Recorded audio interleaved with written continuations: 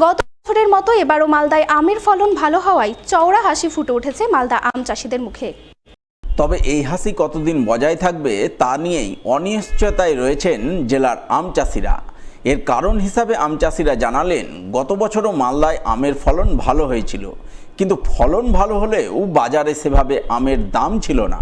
খুব কম দামে আম বিক্রি করতে বাধ্য হয়েছিলেন, ফলে লাভের লাভ কিছুই হয়নি, সমস্তটাই বেগার খাটা হয়েছিল। তাই এবছর আমের ফলন ভালো হলেও তারা অনিশ্চয়তার মধ্যে রয়েছেন। বাজারে আমের দাম পাবেন কিনা সেই চিন্তায় মনে বাসা বেঁধেছে, কারণ মালদার আম বিদেশে রপ্তানির কোনো ব্যবস্থা নেই। ফলে আমের ফলন ভালো হলেও তারা বাজারে সঠিক দাম পান না। যে দাম পাওয়া যায় তাতে চাষের খরচ বাদ দিয়ে কিছুই টেকে না।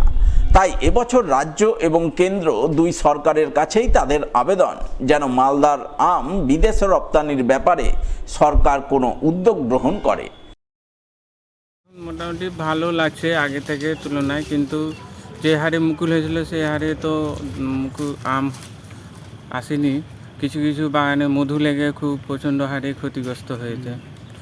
তো এবছর ন্যাংরা, লক্ষ্ণার, ফৈলি, হিমসাগরের ফলনটা ভালো দেখতে পাচ্ছি। এই ফলনটা যদি দাম না পায় চাষি, তাহলে আবার গত বছরের মতন মরে যাবে। আর যেটুকু ভালো হয়ে আছে তো স্প্রে জোরের ওপর, তো স্প্রে টাকাতেই অনেক আমের দাম পড়ে যাচ্ছে। সম্ভাবনা করছি যে 700 টাকা থেকে 1000 টাকা মন আমে হতে পারে। গত বছর তো আমের রেট পায়নি চাষি। সরকারের কাছে, সেন্ট্রাল সরকারের কাছে, রাজ্য সরকারের কাছে, লোকাল এমপির কাছে আবেদন যে মালদা চাষি, আম চাষির জন্য বিরাট একটা কিছু স্কিম আনা হোক, কিছু ব্যবস্থা করা হোক, বিদেশে আমটা রপ্তানি হয়, ভালো দাম পায় চাষি।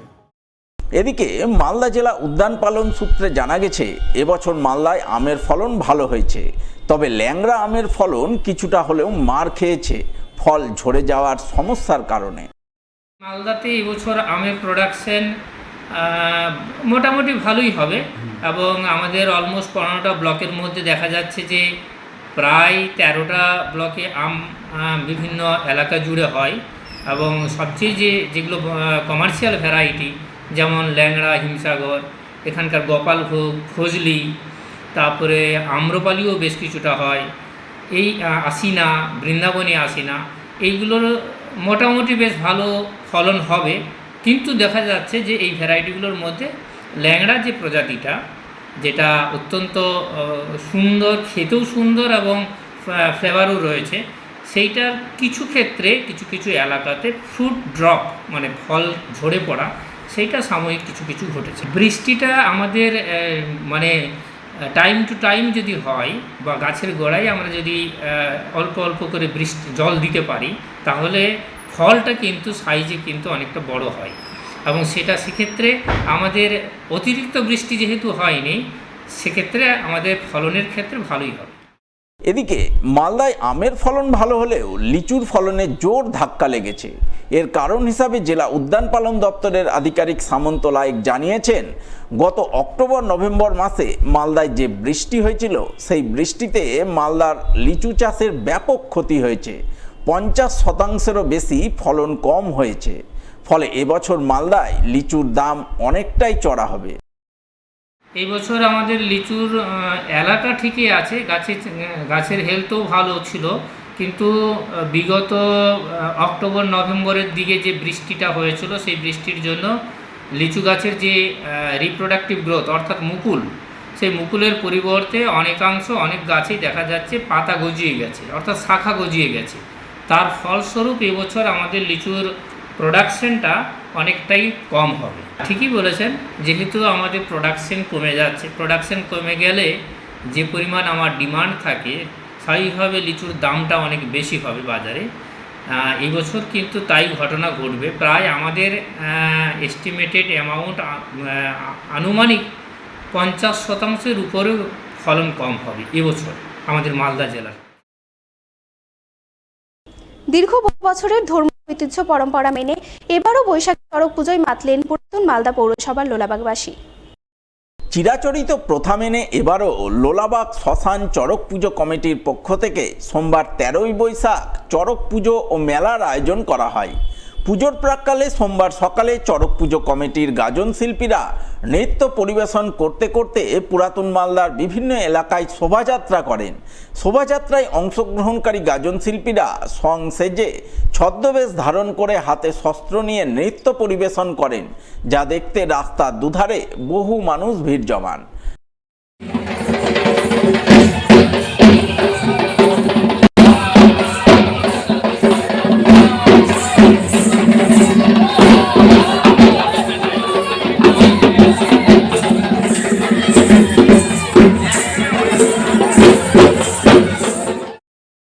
পাশাপাশি এদিনই বৈশাখী চড়ক পুজোর ধুম চোখে পড়ে পুরাতন মালদা পৌরসভার ১৯ নম্বর ওয়ার্ডের নতুন পল্লী এলাকায়।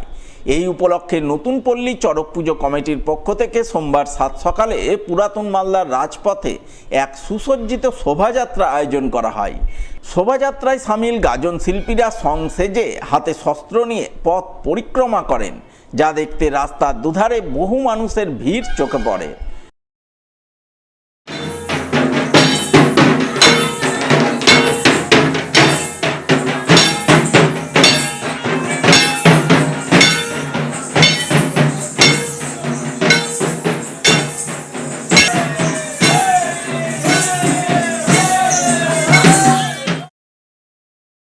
বছরে পুরাতন পূজা, বাপ দাদার রীতি অনুযায়ী আমরা এই পূজা করি। এখন আমাদের হাজরা বেরিয়েছে, ওর বহুত উৎসাহ উদ্দীপনা। মেলা আছে মানে সন্ধ্যে ৫টা থেকে রাত্রি 10টা-11টার মেলা। হ্যাঁ, চড়কপুরে বিভিন্ন খেলা হবে, বম্বিরা হবে, মানে খড়গপুর মানুষ নাচবে, বানাম হবে, আরে ভরণ খেলা হবে, বিভিন্ন খেলা হবে।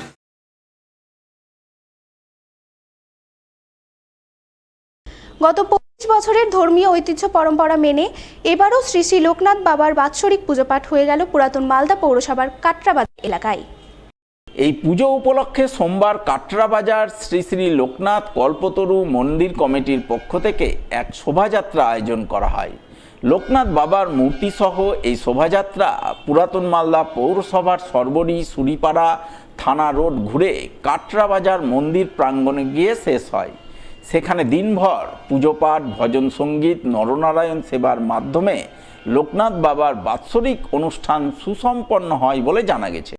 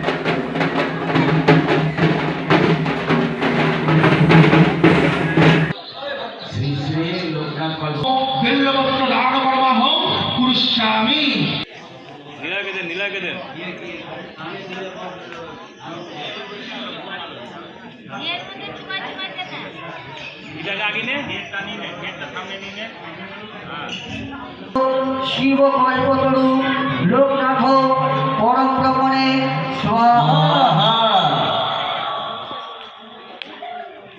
এসো সঘৃত সহ্যবিল্লবত্র শিব কল্পতরু লোকনাথ পরম ব্রহ্মণে স্বাহা। এসো সঘৃত সত্যনাথ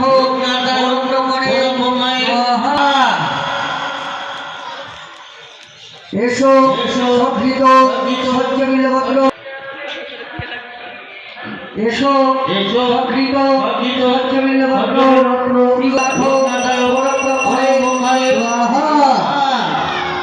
এসো।